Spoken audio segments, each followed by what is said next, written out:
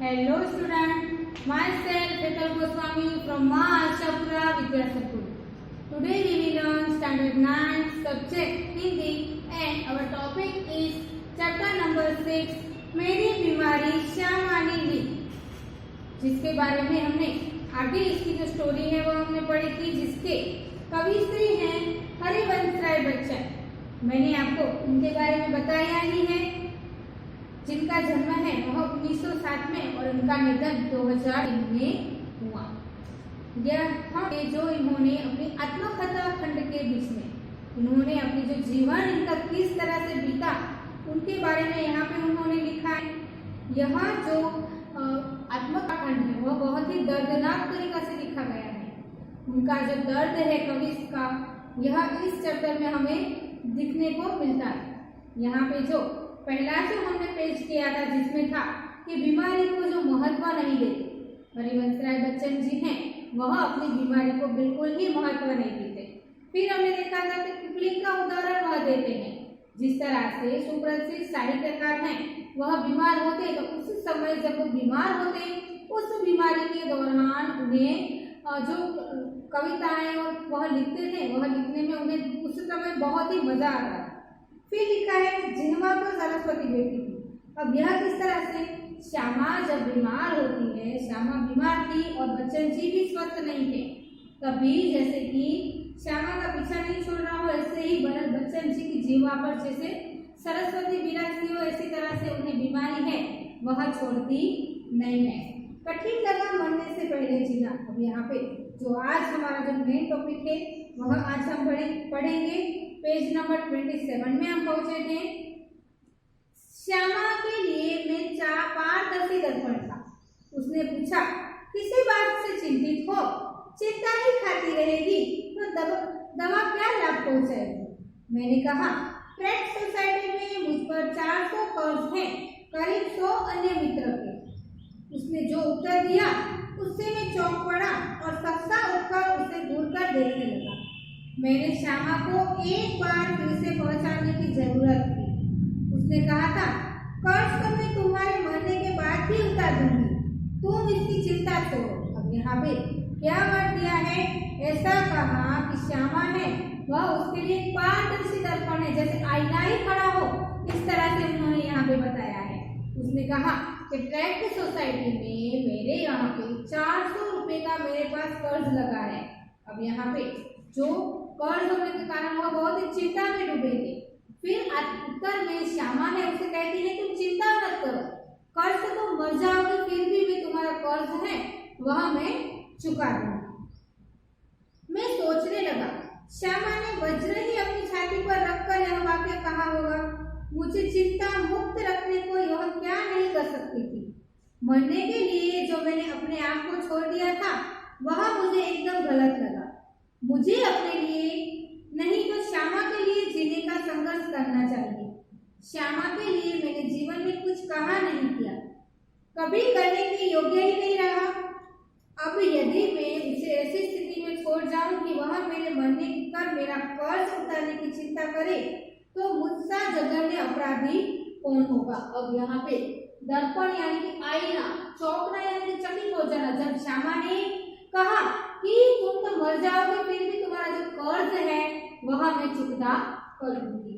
जघन्य यानी कि बहुत ही बुरा लगता है इन्हें, तो हरिवंश राय जी बच्चन को बहुत ही बुरा लगता है। आगे हम देखें, मरने से पहले कर्ज उतारने की चिंता करे तो गुस्सा जघन्य अपराधी कौन होगा? नहीं, मैं श्यामा के लिए चिंता नहीं छोड़ जाऊंगा, जीने का रास्ता खोजूंगा, जीकर अपनी चिंताएं समाप्त करूंगा। एक रात जैसे मेरे कानों में किसी ने कहा, एक रास्ता अब भी है। 15 दिन के इलाज में अपना बटुआ खाली हो गया था। मैं कदापि नहीं चाहता था कि पिताजी घर को हाथ लगाए। अपनी वृद्धावस्था में शांति से बैठने को, चाहे उनको भूखे नंगे ही बैठना पड़े। उन्होंने एक सरल स्थल बनाया।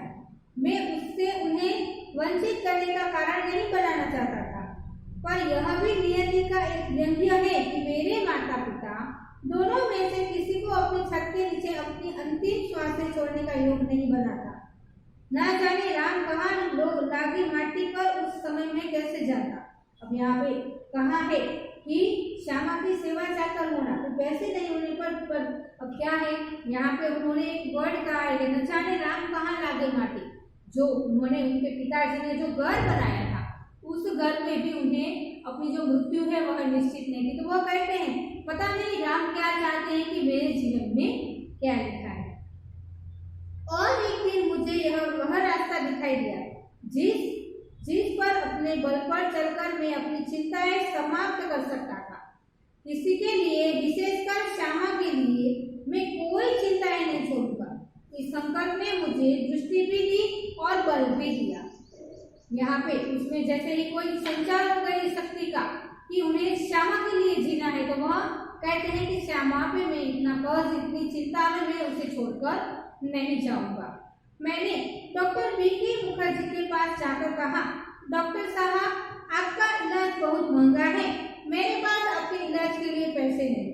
इसके पूर्व कि मैं कुछ और कहूँ या कुछ, उन्होंने अपने बदनाम मुंहफाट स्वभाव से कहा, पैसे नहीं है तो जाओ मरो। अब यहाँ पे डॉक्टर मुखर्जी हैं, वह अपने मुंहफाट बोलते हैं और स्पष्ट बोलते हैं कि अगर तुम्हारे पास पैसे नहीं है तो तुम यहाँ से जा सकते हो और मरो। मुझे जीवन में चुनौतियों से ही बल मिलता है। वे यदि मुझसे ही बरस जीने का आशीर्वाद भी देते तो शायद जीने के लिए संघर्ष करने का मुझसे इतना बल न आता जितना मैंने उसको आओ करो शब्दों में संचय किया। यहाँ पे यहाँ जो उन्होंने जो हमारे डॉक्टर हैं उनके पास वह जाते हैं, डॉक्टर मुखर्जी के पास। डॉक्टर मुखर्जी ने कहा कि जाओ तुम मरो अगर तुम्हारे पास पैसे नहीं है। तो हरिवंश राय जी बच्चन है, उनसे चुनौती उसे यह लगती है, अगर मुझे चुनौतियों से ही मुझे शक्ति मिलती है। लड़कपन पर में मेरे पड़ोसी बाबू गुप्ता प्रसाद ने लूई कुएं के पानी से इलाज में मुझे परिचित कराया था। मेरी ऐसी बीमारी के लिए ठंडे पानी के टब में बैठकर सिर्फ स्पर्ट देने का विधान था। एलोपैथी में शाय के लोगों को दूध, घी, मक्खन, अंडा अधिक से अधिक दिया जाता था। कुएं के इलाज में चिकना मना था। सिर्फ कच्ची सब्जियां, फल, भीगे चने, गेहूं आदि पर रहना था। न दवा पर कुछ खर्च, न खुराक पर कुछ खर्च। यही इलाज तो मेरी स्थिति के अनुकूल था और काम-काज साधारण किए जाना था। मैंने बीके मुखर्जी का नुस्खा फाड़ डाला और कुएं के अनुसार सिर्फ पाठ आरंभ किया। तदुपरांत खुराक आदि रखी, स्कूल भी जाने लगा, केवल रात वाली ट्यूशन छोड़ दी। उसका मुआवजा एक तरह से किताबों की बिक्री से मिल जाता। श्यामा ने मेरा विरोध न किया। जीवन भर मैं जिस रास्ते पर भी चला हूँ, स्वस्तिक पंथा कहा और मैंने पीछे चली। मेरे स्नान चिकित्सा के संबंधी में भी प्रतिदिन अपनी सेवा सहयोग देती थी। सबसे अधिक अपनी इच्छा बल से उसने मुझे अपने रास्ते पर ठहरने दिया, न पीछे फिरने दिया। राह पकड़ूं तो एक चलाचल पा जाएगा मधुशाला, लेकिन अपने अंतिम इच्छा बल से उसने तो सबसे बड़ा सहयोग दिया था। और सबसे बड़ा चमत्कार क्या यह था कि जितने दिन मेरा इलाज चलता रहा उसने अपने सारे लोगों के तिल किया और कभी उंगली दुखने को भी शिकायत नहीं की। अब यहाँ पे श्यामा को बहुत ही नाजुक सा से दिखाया गया है। क्या कहा है कि श्यामा ने जब हरिवंश राय जी बच्चन को स्वस्थ होने का उन्हें स्वस्थ होना था, तभी उन्हें एनर्जी मिल जाती है।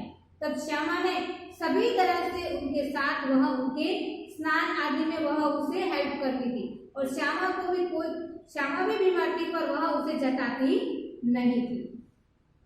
शायद इसके प्रति इस निश्चितता से मुझे अपने रोगों से लड़ने का जितना बल दिया था उतना किसी चीज ने नहीं।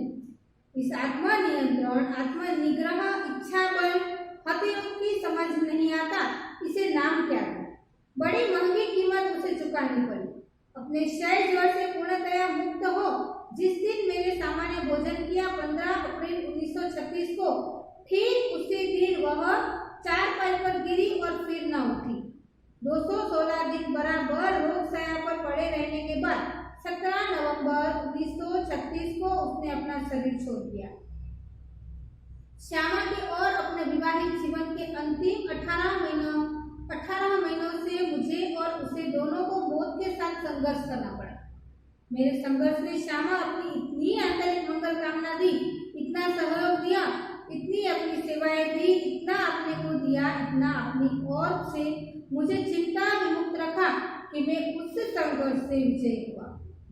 पर उसके संघर्ष में बहुत मैंने अपनी शुभकामनाएं दी, बहुत सहयोग दिया, बहुत सेवा दी, बहुत अपने को दिया, पर पराजित हो गई। संभवतः एक मोर्चे की कमजोरी से वह मेरे विषय में मृत्यु के अंतिम सांसों पर चिंता विमुक्त नहीं हो सकी। जब उनकी पत्नी की मृत्यु हो जाती है तभी वह बहुत ही दुखी के साथ वह कहते हैं और उनका आभार मानते हैं, दुख भी व्यक्त करते हैं। किस बात में?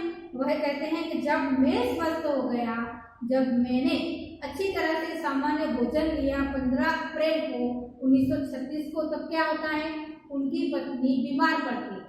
216 दिन वह रोग शैया पर रहती है, फिर वह उठती ही नहीं है और वहीं पर मृत्यु पाती है।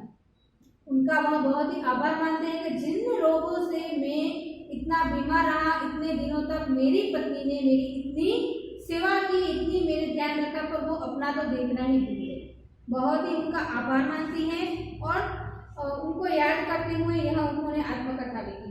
डियर स्टूडेंट, आज यह चैप्टर है वह क्लोज होता है। इसके शब्दार्थ, टिप्पणी और एक्सरसाइज आपको अपनी नोटबुक में लिखने हैं।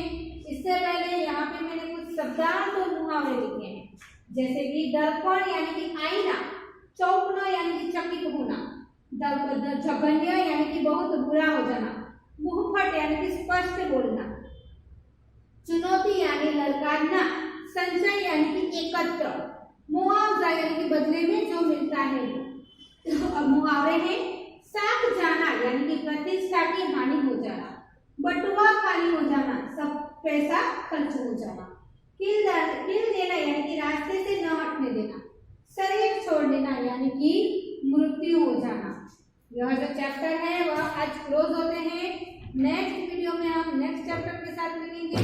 तब तक आप इसे घर पे रिवाइज करें। Thank you very much, take care.